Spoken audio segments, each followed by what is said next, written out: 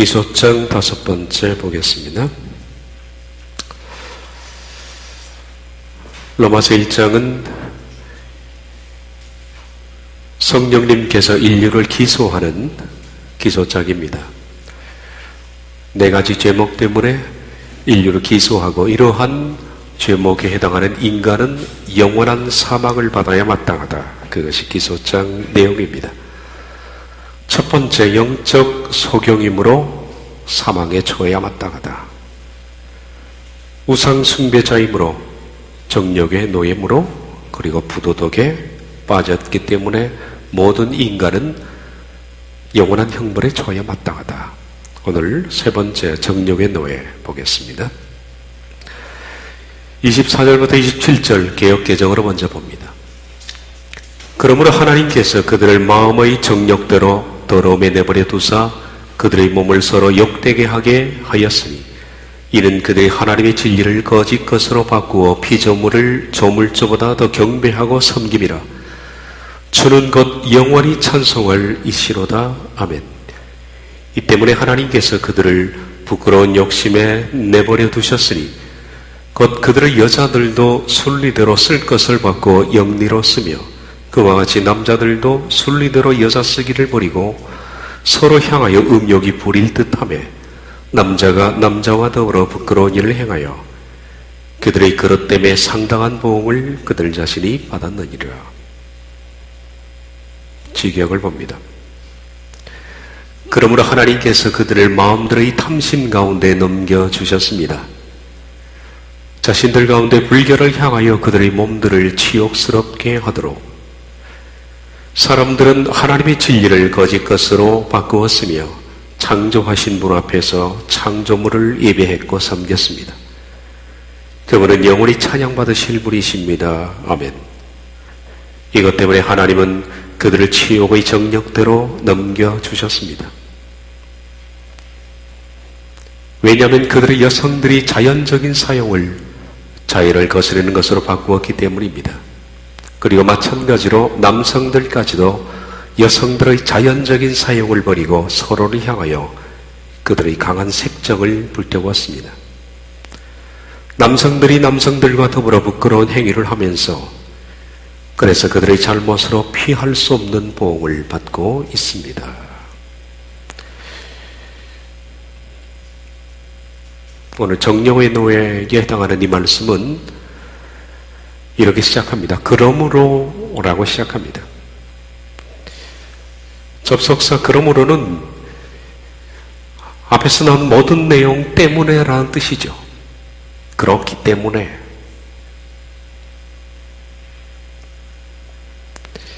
앞에 나온 모든 내용 때문에 하나님께서 그 결과적으로 그들을 어떻게 징벌하셨느냐?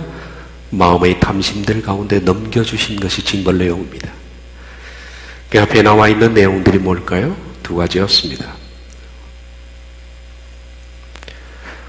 첫 번째는 영적 소경이었기 때문에, 두 번째는 그로 말미암은 우상 숭배 때문에 그러므로 하나님께서 그들을 마음의 탐심 가운데 넘겨주셨다. 그것은 결과론적인 하나님의 징계입니다. 영적 소경과 그로 말미암은 우상 숭배, 다시 보겠습니다. 18절부터 20절 영적 소경. 왜냐하면 하나님의 진노가 하늘로부터 모든 경건치 않은 자들과 불의한 자들 위에 계시되어 있습니다. 그들은 불의로서 진리를 제한합니다. 그들 가운데 하나님의 알려주심이 명백합니다. 왜냐하면 하나님은 그들에게 드러내셨기 때문입니다. 세상을 창조할 때부터 그분의 보이지 않는 것들인 그분의 영원하신 능력과 신성의 존재하심이 그들이 변명하지 못하도록 만드신 것들에 의하여 알려지고 명백히 보였기 때문입니다. 하나님께서는 자신의 만드신 만물 속에 하나님의 신성과 능력을 다 보여주셨다. 그래서 모든 사람들은 만드신 만물을 보면 누구나 다 하나님의 능력과 신성을 알 수 있도록 하나님은 충분히 보였다. 핑계하지 못한다. 그런데 사람들은 불의로서 진리를 제한한다. 사람의 생각과 사람의 철학과 잘못된 과학으로 하나님께서 명백히 보여주신 하나님의 신성과 능력이 깃든 자연 만물을 거부한다. 창조자 하나님을 부인하는, 하나님의 신성과 능력을 부인하는 사람들의 생각과 과학들, 이런 것들이 불의로서 진리를 제한하는 것입니다. 그래서 사람들은 소경이 됐다. 못 본다.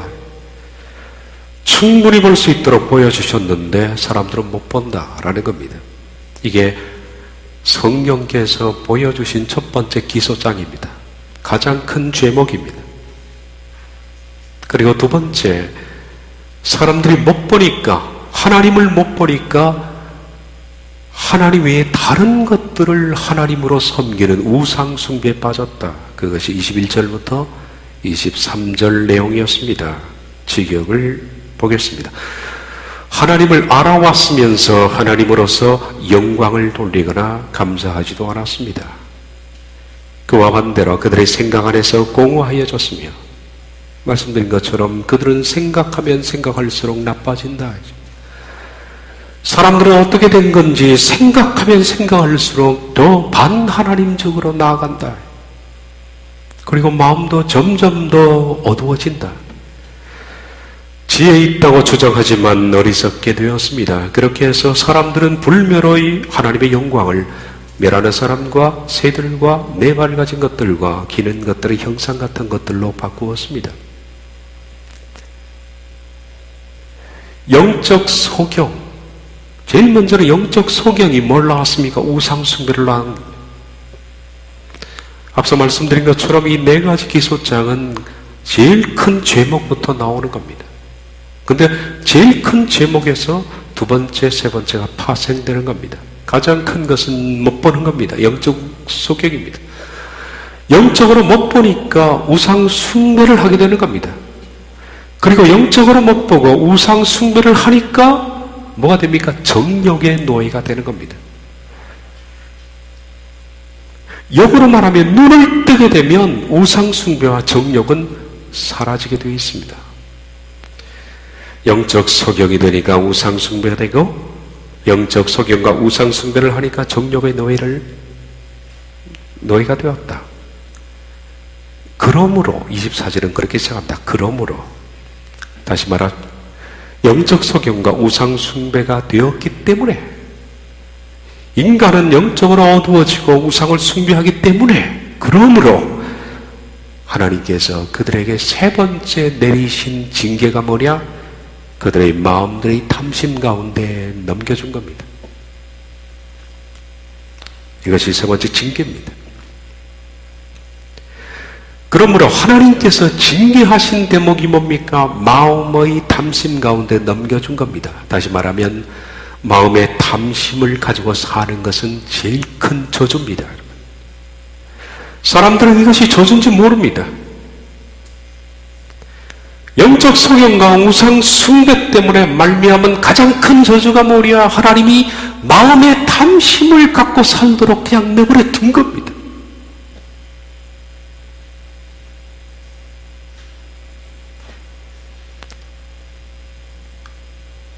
탐심이라는 에피스미아의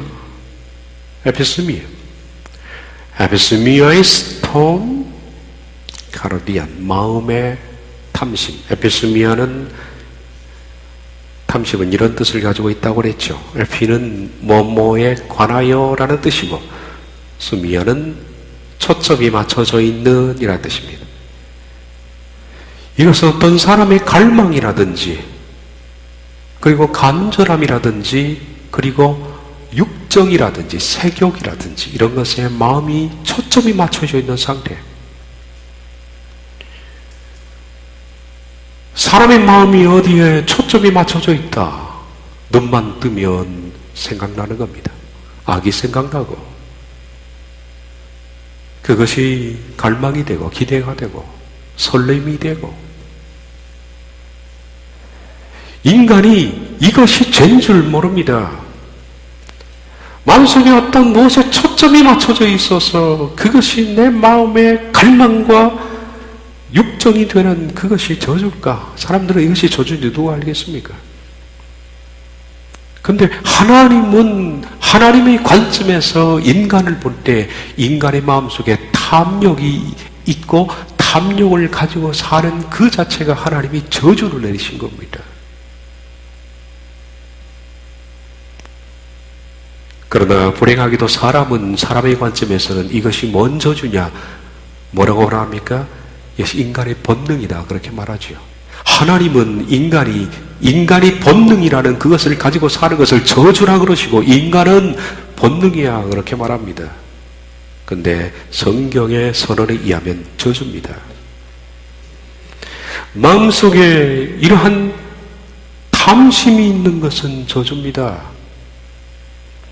탐심이 있는 것은 참 괴로운 일입니다. 참 괴로운 일입니다.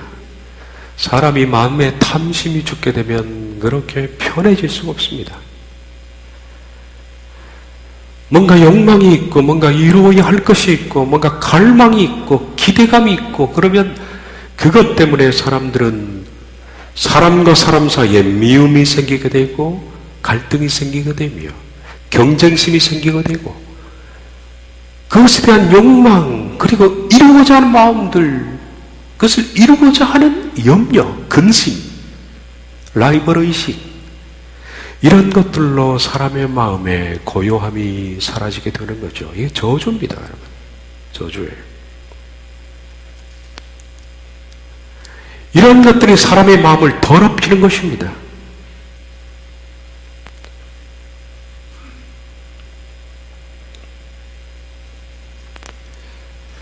이 탐심은 우상숭배라고 성경이 말하죠. 탐심은 우상숭배니라 그랬습니다. 탐심이 있으면 절대로 거룩함을 이룰 수 없습니다. 탐심은 우리의 마음을 격동하게 만듭니다. 마음을 불안하게 만듭니다. 어떤 때는 미치게 만듭니다. 내가 못 가진 걸 남들이 가지고 있을 때 극도로 질투심을 느낍니다. 그리고 낭망도 하고 절망도 합니다. 그것을 이루고자 하는 그 열정 때문에 밤잠을 설칩니다. 탐심이 있으면 절대로 하나님의 거룩함이 이룰 수가 없습니다. 탐심과 거룩함은 절대 공존할 수가 없습니다. 그러므로 에피스미아는 탐심을 거룩함을 파괴합니다.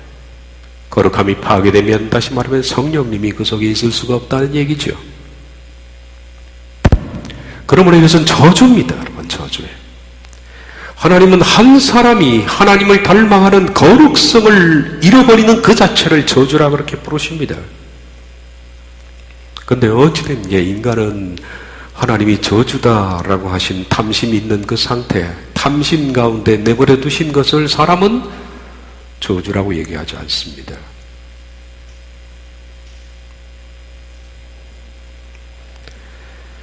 하나님이 내버려 두시니까 그 탐심 때문에 자신 속에 파괴된 마음이 있는 겁니다.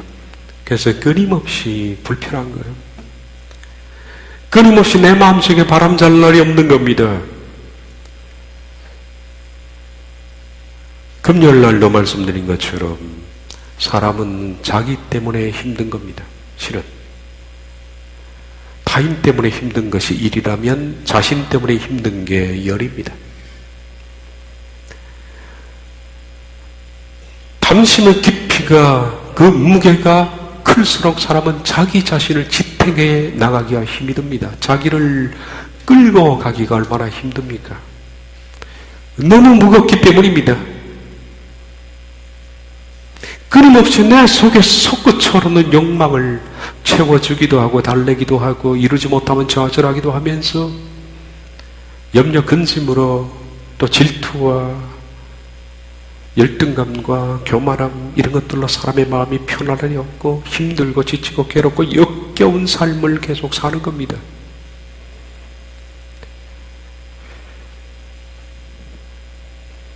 사람들은 본능대로 사는 것을 당연하게 생각합니다.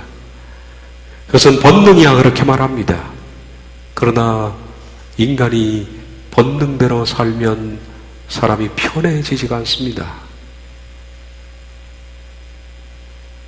사람들은 자기 마음대로 그냥 탐욕이 이끄는 대로 사는 것을 자유라 그렇게 부를지 모르겠습니다.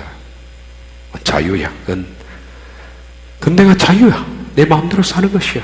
근데 자유가 아니라 성경이 선포하는 바에 따르면 그것은 죄의 노예일 뿐입니다. 죄에게 속박다는 것이며 죄의 노예가 되는 것입니다. 죄의 노예가 되면 자유를 상실하게 되는 겁니다.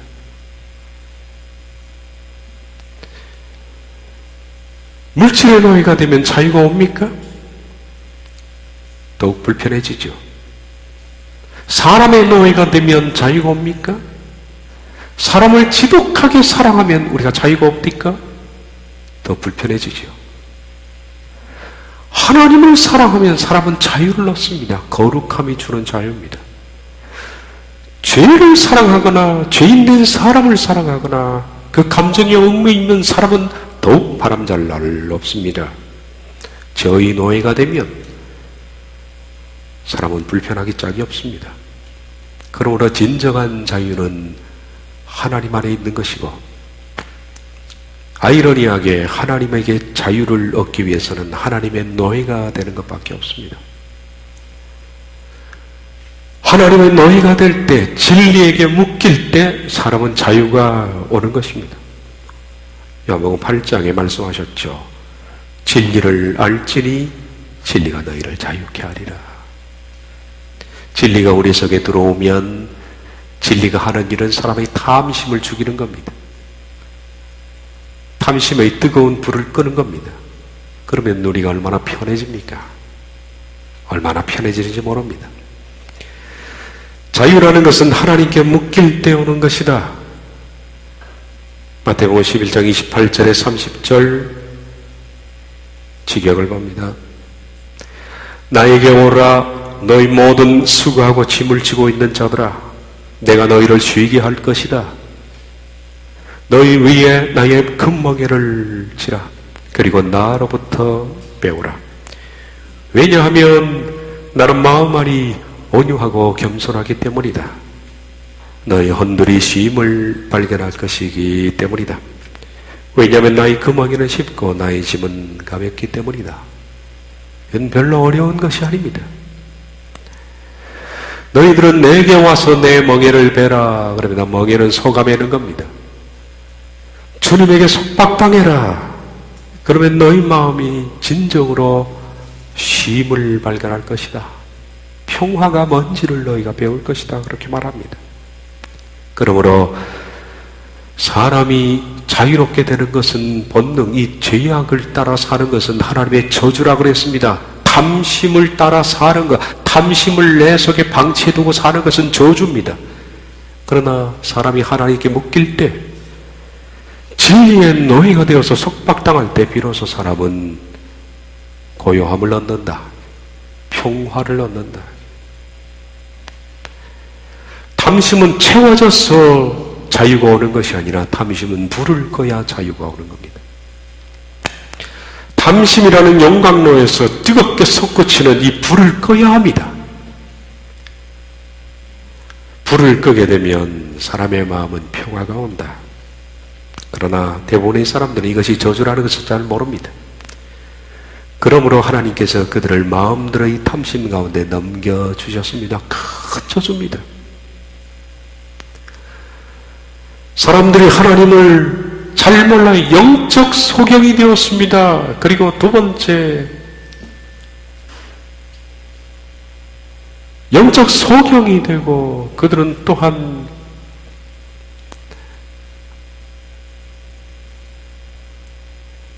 그러므로 말미암아 그들 가운데 하나님이 탐심 가운데 살도록 넘겨주셨다. 넘겨주셨다라는 파라디도미는 무엇으로부터라는 파라라는 단어와 니도미는 건네주다라는 뜻입니다. 어디로부터 건네주다. 무슨 뜻입니까? 하나님의 손에서 넘겨줬다는 겁니다. 사탄에게 넘겨줬을까요? 어쨌든 파라디도미는 어디로부터 넘겨줬다는 뜻이지만은 하나님 포기했다. 그렇게 표현하면 적법하다라고 생각합니다. 그러므로 하나님께서 그들을 마음대로 이 탐심 가운데 살도록 포기하셨다. 이게 얼마나 큰 저주입니까? 하나님이 그들을 포기하셨다. 하도 영적 소경 상태에 처하고 우상 숭배짓하고, 그러니까 하나님께서 그래 네 마음대로 살아라, 네 욕망이 끌리는 대로 살아라, 그렇게 하나님께서는 포기하셨어요. 포기했더니 사람이 어떻게 사느냐? 그 뒤에 나오는 내용들이 하나님이 포기한 사람들이 살아가는 삶의 형태입니다. 이렇게 전락이 된 겁니다. 24절 하반절에 그랬더니 자신들 가운데 불결을 향하여 그들의 몸들을 치욕스럽게 하도록, 이렇게 마치죠. 불결을 향하여 자신의 몸을 치욕스럽게 하는 것이 하나님이 포기한 사람들이 살아가는 삶의 양태입니다. 이렇게 됐다 하죠. 무슨 뜻인가? 불결이라는 단어를 먼저 보겠습니다. 불결이라는 가달시아라는 것은 나라는 것은 반대입니다. 아니다라는 뜻입니다. 가달시아는 깨끗하다, 뭐가 섞이지 않는 순결한이라는 뜻입니다. 순결이라는 것은 어떤 것과 다른 것이 섞이지 않는 겁니다. 오직 하나입니다. 구약 성경에도 그래서 예수님, 하나님께서 말씀하기를 짐승을 밭갈이 할 때도 소와 소를 같이 매지 나귀와 소를 매지 말라, 썩는 거예요. 혼방과 그리고 순모와 함께 곁들이 입지 말라, 그런 것도 그런 거예요. 한 종류만을 원하시는 거죠. 그런데 한 종류 외에 다른 종류가 섞여 들어왔을 때 그때 불결하다, 그렇게 말하는 겁니다. 그러므로 아까 말했지요, 불결이라는 것은 어떤 성에 있어서 뒤에 나오는 내용은 전부 성입니다. 인간의 성이 섞여 들어온 것입니다. 이것이 저주입니다. 성적 타락을 지칭합니다. 불결이라는 것은 하나님께서 합법적으로 허락한 성 외에 다른 어떤 것을 섞는, 그로 말미암아 사람이 어떻게 됩니까? 몸들이 치욕스럽게 되었다. 치욕스럽게 된 것을 말합니다. 치욕스럽다라는 디마조라는 뜻은 disgrace입니다. 명예를 막탈했다라는 뜻이에요. dishonor, 존경심을 막탈했다. 불법한 인간은 자기의 탐심이 이끌린 대로 살다 보니까 모든 면에서도 그렇지만은 성에 있어서도 하나님이 합법적으로 정해진 성의 테두리가 아닌 다른 성들과 섞여 삶으로 말미암아 인간이 하나님께서 허락하신 부도덕의 상태, 허락하신 것을 넘어서 부도덕의 상태로 나아가니까 그 인간이 어떻게 됐다고요? 불명예스럽게 됐다. 하나님께서 그를 명예를 박탈해버렸다. 그러니까 존경심이 박탈되었다라는 뜻입니다. 아테마죠. 이 단어의 뜻은 사전에 이렇게 규명하고 있습니다. 이것은 존경심을 박탈된 상태. 왜냐하면 더 이상 그럴 만한 가치가 없어서라는 뜻입니다. 그 사람이 그런 가치가 못 되는 거예요. 그런 가치를 가지고 있지 않기 때문에 그 사람에게 존경심을 박탈했다라는 뜻이 치욕이라는 번역서로 번역된 단어입니다. 다시 보겠습니다. 사람들이 영적 소경이 되고 우상 숭배를 함으로 말미암아 하나님께서 그들에게 내리신 저주가 뭡니까? 네 마음대로 살아라. 하나님이 타치를 안 하신 겁니다. 그랬더니 사람의 마음에 탐심이 이끌린 대로 사람이 살았다. 탐심이 이끌린 대로 사는 사람이 어떻게 됩니까? 불결을 향하여 성적인 섞지 말아야 할 것을 섞음으로 말미암아 그들이 명예를 박탈당하고 그리고 존경심을 잃어버렸다. 그런데도 사람은 명예가 박탈되고 존경심이 상실돼도 사람들은 끄떡이 없습니다. 어떻게 된 게 얼마나 타락해버렸습니까? 하나님께서 존경심을 박탈했다라는 이 뜻은 하나님이 인간을 만드실 때 원래 존경심을 갖게끔 인간을 그렇게 피조하셨습니다. 사람은 존엄성이라는 것을 하나님이 갖도록 지으셨어요. 동물들은 자존심이라는 것이 없습니다. 그렇지 않습니까? 왜? 존엄성이었기 때문입니다. 그런데 하나님께서는 모든 동물을 지으시고 피조물 가운데 사람은 특별히 다르게 지었습니다. 그 속에 하나님께서 하나님의 형상을 불어넣으셨습니다. 첼렘. 이 형상은 외모가 아닙니다. 하나님의 내면적 성품입니다. 하나님의 내면적 성품을 그 속에 집어넣었다고 그랬습니다. 하나님의 내면적 성품은 사랑, 공의, 성결, 깨끗함이죠. 거룩함. 그리고 하나님은 자존심, 명예, 이런 것들이 있는 겁니다. 그러므로 피조된 하나님의 형상으로 빚어진 인간만큼은 뭐가 있느냐? 명예라는 것을 가지고 있습니다. 존엄성을 가지고 있습니다.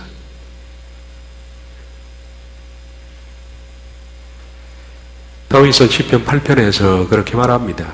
사람이 무엇이기에 주께서 이렇게까지 생각하여 주시며 사람의 아들이 무엇이기에 주께서 이렇게까지 돌보아 주십니까? 주께서는 사람을 하나님보다 조금 못하게 지으시고 그에게 영광과 존귀의 왕관을 씌워주셨습니다. 주께서 손수 지으신 만물을 사람이 다스리게 하시고 모든 것을 사람의 발 아래에 두셨습니다. 크고 작은 온갖 집짐승과 들짐승까지도 하늘에 나는 새들과 바다에서 논이는 물고기와 물길 따라 움직이는 모든 것을 사람이 다스리게 하셨습니다. 하나님, 사람이 무엇이길래 이렇게 지었습니까? 사람을 이렇게 존엄하게 지으셨네요, 하나님. 하나님이 인간을 만드시고 영광과 존귀의 왕관을 씌워 주셨습니다. 그러므로 사람은 만물의 가장 으뜸입니다. 그러므로 사람에게 있는 게 뭘까요? 존엄성입니다. 명예입니다. 존경심입니다.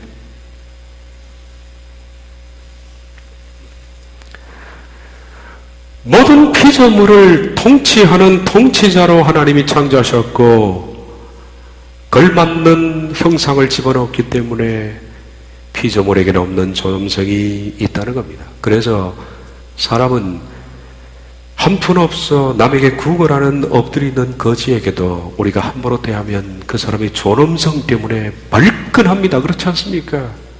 발끈합니다. 우리가 내가 낳은 자식이라 하더라도 부모가 자식에게 무리하게 대하면 자식이 참지를 못합니다. 왜 그럴까요? 존엄성이 있기 때문에. 누구든 사람은 이것이 있습니다. 사람과 사람이 서로 대할 때는 이 존엄성의 영역을 지켜야 합니다. 부부 가운데서도 존엄성을 가져야 합니다. 그러므로 존엄성을 깨뜨리는 사람을 만나면 가급적이면 피하는 게 좋습니다. 저는 인간이 그 사람을 만났을 때 내 존엄성에 손상이 오거나 그러면 저는 피하는 편입니다. 상당히 기분 나쁘죠.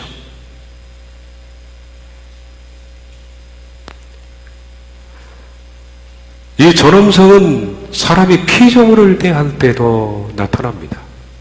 우린 내 집에서 키우는 강아지에게도 존대받으려고 합니다. 주인이기 때문에. 희한한 일이죠. 그리고 다른 사람을 대할 때도 그 사람에게 우리가 대접받고자 하는 마음이 있습니다. 존엄성 때문입니다. 존엄성, 바로 이것에서 나오는 것이 자존심입니다.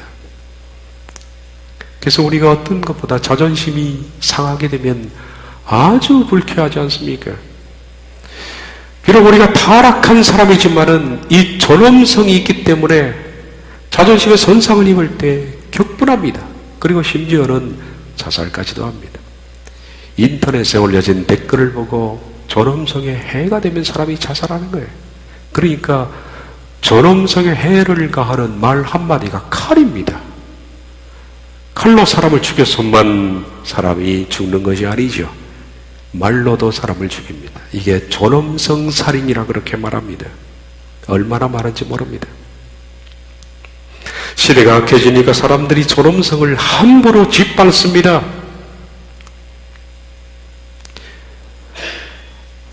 그러나 하나님께서 포기하신 인간은 하나님께서 그 마음에 탐심이 있는 상태로 어떻게 했다? 그냥 포기했다고 그랬죠. 포기하니까 사람들은 비천한 상태로 존엄성을 상실한 대로 살아가게 됐다. 존엄성을 상실하니까 사람들이 함부로 대합니다. 발로 차고 욕도 하고 쌍소리도 하고 말이죠. 인격을 짓밟고 돌아서서 그냥 그 사람을 없는 데서 인격 살인을 하고 욕을 하고 파헤치고 존엄성이 상실된 사람은 정말 싫어요. 이렇게 전락이 됐습니다. 24절 다시 봅니다. 그러므로 하나님께서 그들을 마음의 탐심 가운데 넘겨주셨습니다. 그랬더니 사람은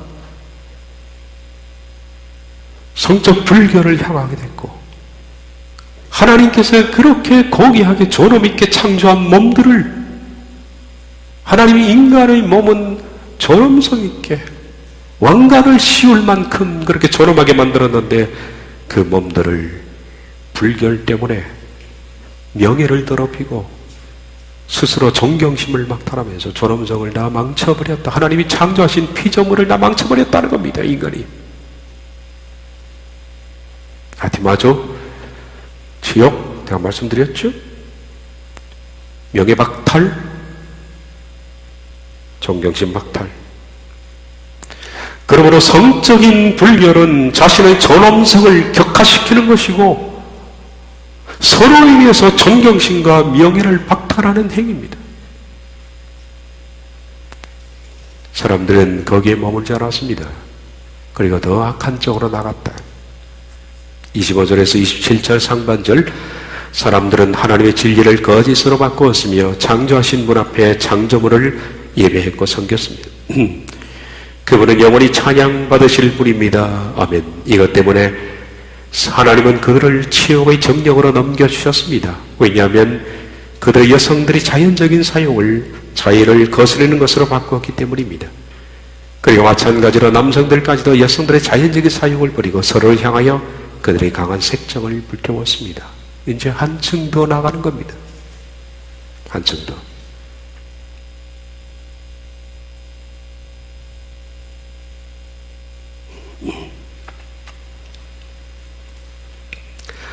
(26절) 보면 25절 다음에 사람들은 하나님의 진리를 거짓 것으로 바꾸었으며 창조하신 분 앞에 창조물을 예배했고 섬겼습니다. 그분은 영원히 찬양받으신 분입니다. 아멘. 이것 때문에 뭘까요? 앞절에 나와 있는 내용이죠. 사람들은 하나님의 진리를 거짓 것으로 바꾸었습니다. 그리고 하나님이 창조하신 창조주를 예배하는 것이 아니라 창조해놓은 만물을 예배했습니다. 이것 때문에 앞서 말했던 영적 소경과 우상숭배 이것 때문에 사람이 부도덕이 왔다는 겁니다. 이것 때문에 하나님은 그들 치욕의 정령으로 넘겨주신 겁니다. 하나님이 격분하시는 가장 큰 것이 영적 소경과 우상숭배입니다. 이것 때문에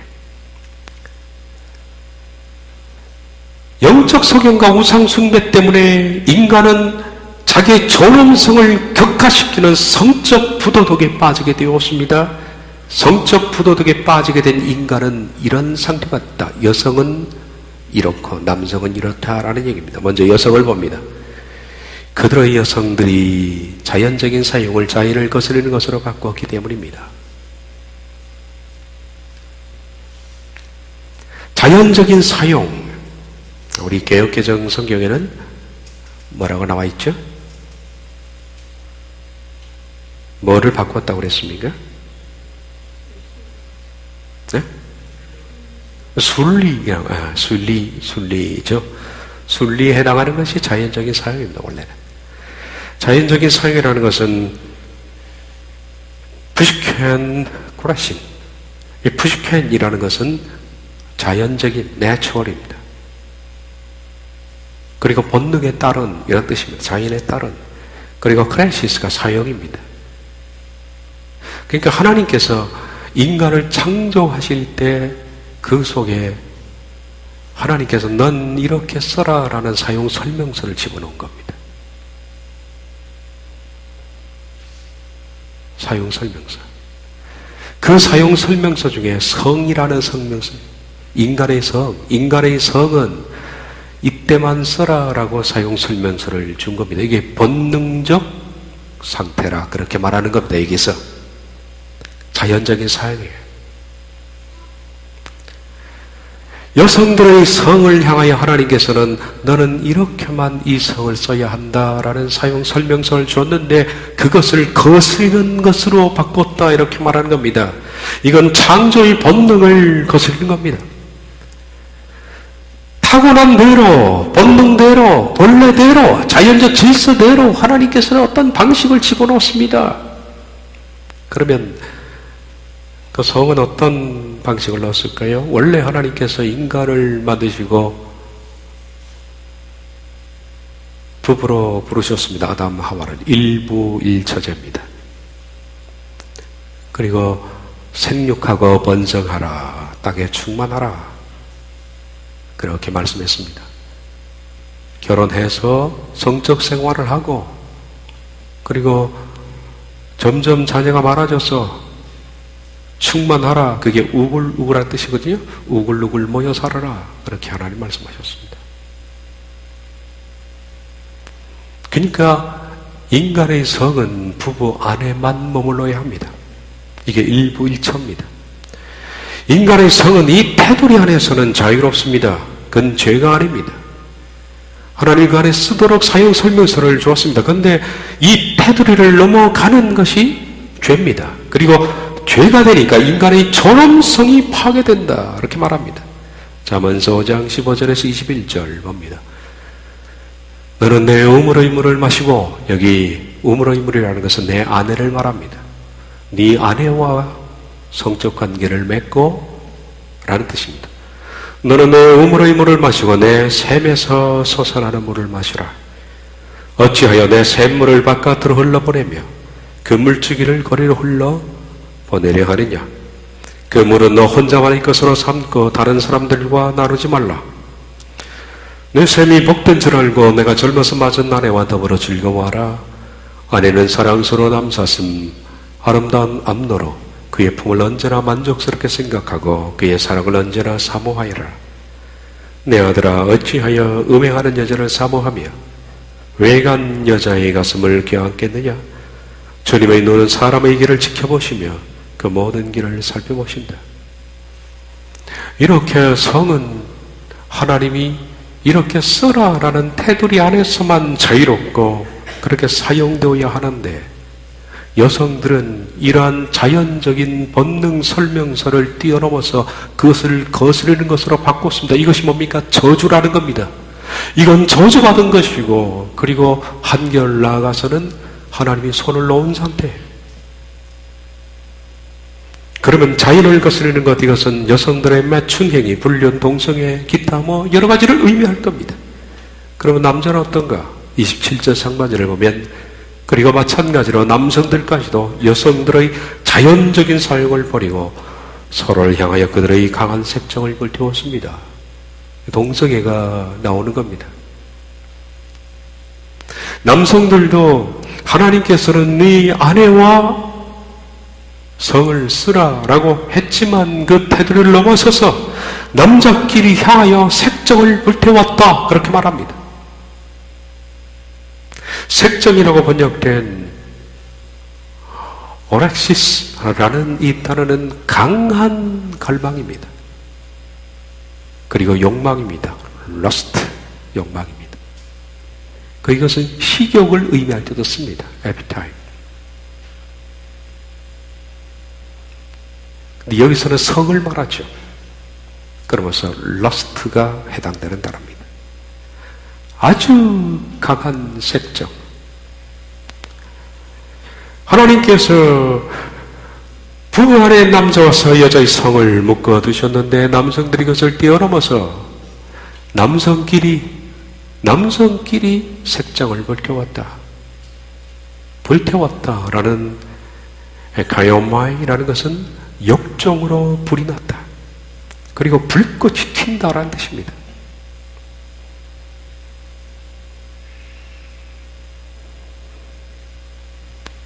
그 결과 어떻게 됩니까? 남자들이 남성들과 더불어 부끄러운 행위를 하면서 그래서 그들의 잘못으로 피할 수 없는 보응을 받고 있다라고 말합니다. 그들의 잘못으로 피할 수 없는 보응을 받고 있다라는 이 뜻은 어떤 뜻일까요? 지금 우리 에이즈 이런 것을 얘기하지만 근본적인 그 뜻은 하나님께서 그들을 버렸다는 겁니다. 이런 상태로 나아가는 인간은 절대로 하나님이 구원을 시키지 않습니다. 동성애는 분명 하나님의 나라를 상속받을 수 없습니다. 왜? 성경이 그렇게 말씀합니다. 고린도전서 6장 9절부터 10절까지 성경이 못 받고 있습니다. 불의한 자가 하나님의 나라를 상속받지 못하리라는 것을 여러분 알지 못합니까? 착각하지 마십시오. 임란한 자나 우상을 숭배하는 자나 가늠하는 자나 남창 노릇을 하는 자나 동성연애를 하는 남자나 도둑질하는 자나 탐욕을 부리는 자나 술 취하는 자나 남을 중상하는 자나 남의 것을 약탈하는 자들은 하나님의 나라를 상속받지 못할 겁니다. 분명히 못 받고 있습니다. 성적 불륜은 전엄성을 파괴하며 동성애는 하나님의 분노를 일으킵니다. 그리고 동성애는 절대로 구원받지 못합니다. 물론 그들이 돌이킨다면 회개한다면 하나님 받겠죠. 회개하지 않는 사람은 절대로 이런 상태로부터 돌아오는 것도 힘들지만 회개하면 용서하시겠죠. 여러분, 소돔 고모라 그리고 로마와 폼페이가 몰락한 원인이 동성애 때문입니다. 얼마나 동성애가 이때 편만했느냐면 로마의 황제 15명 가운데 14명이 동성애자입니다. 어마어마한 수치였습니다.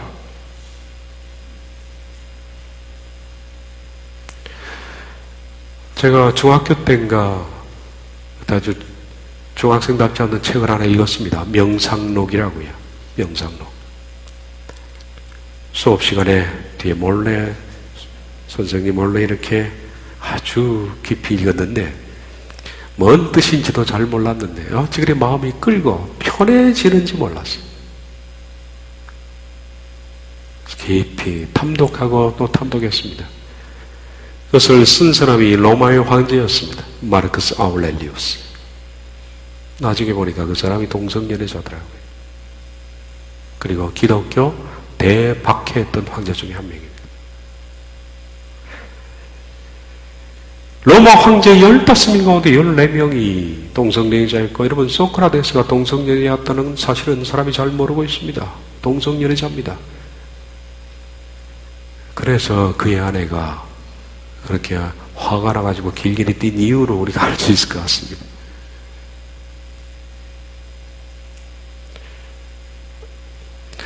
소크라테스가 동성연애였다면 소크라테스의 제자인 플라톤이 파트너였을지도 모른다는 생각이 듭니다.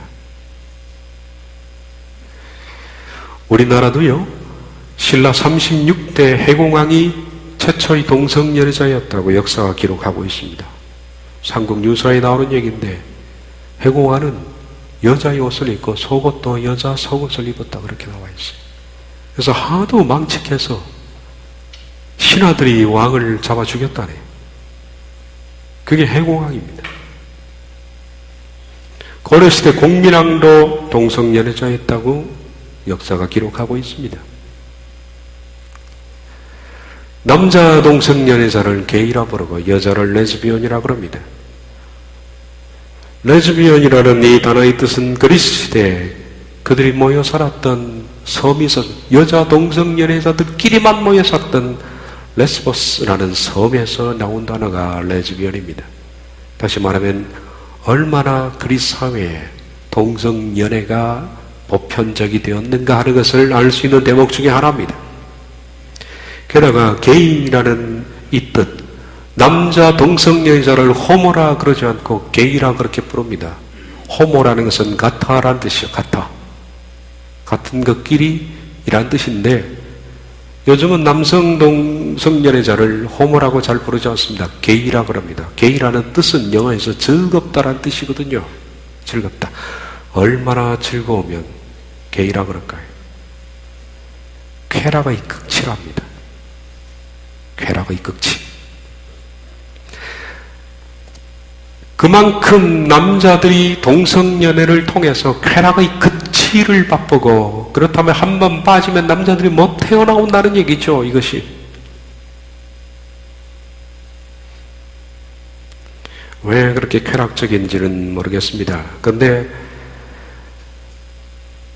남자는 성적 충동적이잖아요.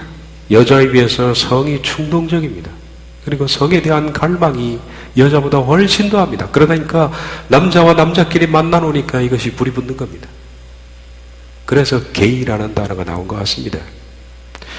그런데 지금의 동성애에 대한 전 세계적인 시각은 수용적인 것을 넘어서서 합법적이며 동성애를 보호하다 못해서 이제는 동성애를 비판하거나 잘못된 것을 얘기하게 되면 그 사람을 처벌할 만큼의 법이 만들어졌으니 과연 동성애는 이제는 합법적인 성의 테두리 안에서 가장 높은 봉우리를 차지했다 그렇게 말할 수 있는 겁니다. 혐오금지법 미국에 만들어진 지 오래입니다. 그래서 혐오금지법으로 동성애자에 대해서 나쁘게 얘기하면 그 사람은 철장신세를 집니다. 학교에서는 직위를 박탈당합니다. 퇴학을 당하든지. 미국에서는 목사가 이제는 동성연애에 대해서 잘못된 것이라고 얘기하면 고발당합니다. 한국도 동성연애에 대해서 아주 빠르게 변하고 있습니다. 타임지는 이렇게 말하고 있다 그럽니다. 그 내용을 봅니다. 타임지는 11일 인터넷판에 실은 한국의 성소수자 커뮤니티가 평등권을 위해 싸우고 있다라는 제목의 서울발 기사에서 동성결혼 합법화 노력에 앞장서는 영화감독 김조광수와 영화사 레인보우 팩토리 대표 김성환 커플의 사례를 소개하면서 동성애에 관한 한국 국민의 인식 변화 추이를 조명했다. 타임은 우선 한국을 사회적으로 보수적인 국가로 규정하면서 동성애에 관한 인식의 변화가 생기는데 오랜 시간이 걸렸다고 소개했다. 동성애가 불법은 아니지만 1980년대 독재 정권 시절만 해도 성적 권리라는 것을 생각할 수조차 없었고 심지어 2000년대 들어서도 홍석천이 한국 연예인 최초로 커밍아웃 했다가 TV, 영화, 라디오 출연 계약이 파기될 정도로 동성애가 금기시 되었다는 것이다. 타임은 그러나 한국인 의식조사에서 동성애는 용인되어야 한다. 그러나 동성애를 반대하지 않는다는 응답이 2007년 18%에서 지난해 6월 39%로 2배 증가한 점을 근거로 해서 빠르게 일어나고 있음을 보여주는 것이다. 한국은 빠르게 인식 변화가 보여준다. 여러분, 얼마 전에 신촌에서 있었던 퀘어 축제 한 장면입니다. 버젓이 이루어 축제합니다. 퀘어라는 이 뜻은 동성애라는 뜻입니다. 이제는 여기 가까운 곳에서 여러분 퀘어 축제로 이러고 다니고 있습니다. 게이들, 레즈비언들이 나와서. 근데 놀라운 것은 게이와 레즈비언을 향해서 잘못했다고 욕하는 사람을, 경찰이 욕하는 사람을 잡아갔어요. 욕하는 사람을. 이들은 보호해주면서 박원순 시장이 동성애를 합법적으로 인정한 뒤에 말입니다.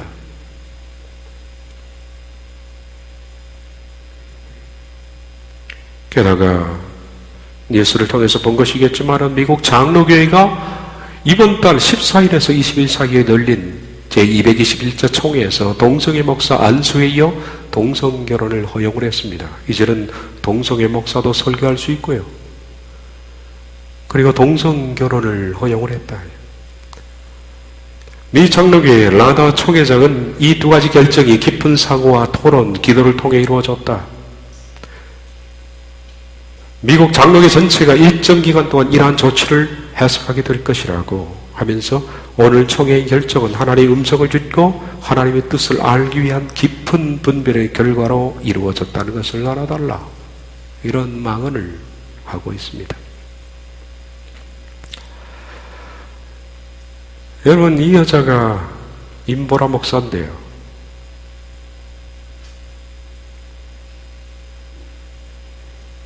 여기도 앉아있죠.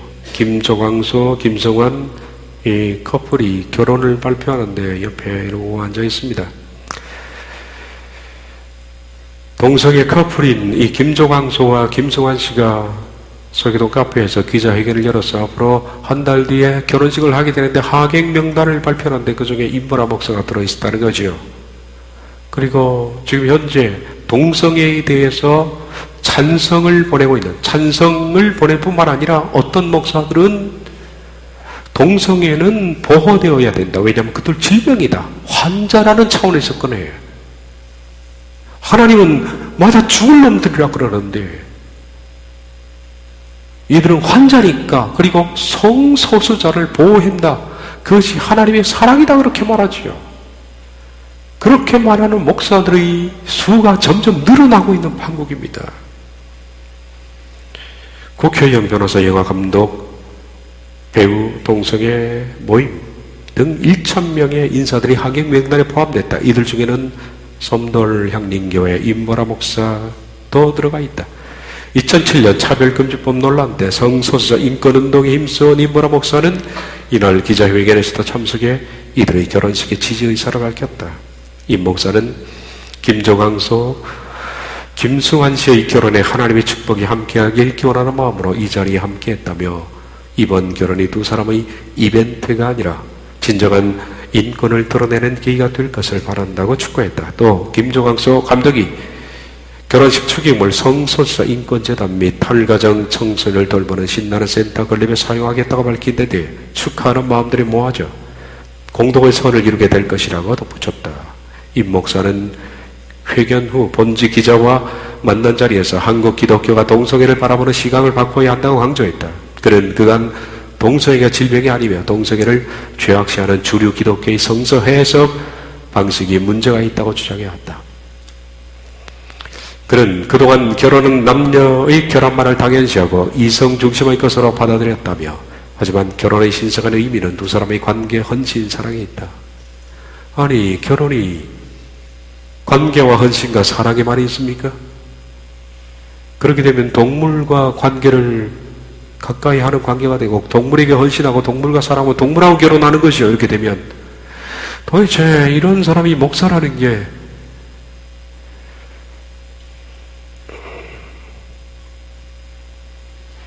두 사람의 이러한 사랑을 하나님이 축복하지 않으시겠는가?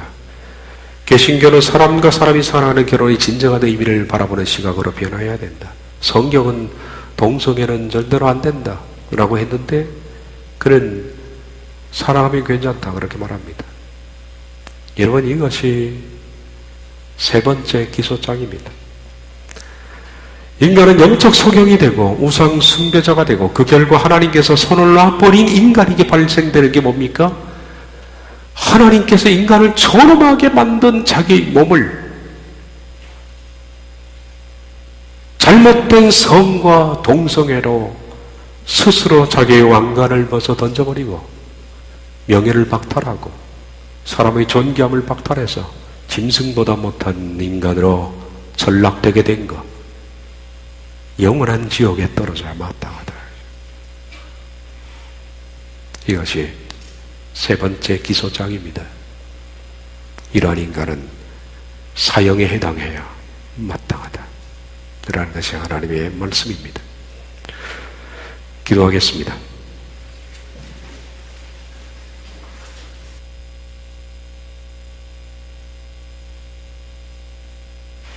주님, 인간이 이렇게 비참하게 되었습니다. 처참하게 인간이 되었습니다. 하나님 보시기에 얼마나 개탄스러우며 하나님 얼마나 통탄스럽습니까? 인간을 하나님보다 조금 못하게 지었고 그에게 왕관을 씌워놓은 하나님의 형상으로 빚은 인간이 이렇게 천박하게 되어진 것을 보며 하나님 정말 하나님의 마음을 우리가 조금이나마 알 것 같습니다. 주님, 주의 분노는 두렵고 그리하여 주께서 만드신 지옥의 불은 상상을 초월하는 일인 줄 압니다. 저희로 하여금 이제는 하나님의 뜻에 합당한 사람으로 말씀을 좇아 주의 거룩하심을 닮아가는 우리가 되게 해 주옵소서. 예수님의 이름으로 기도하옵나이다. 아멘.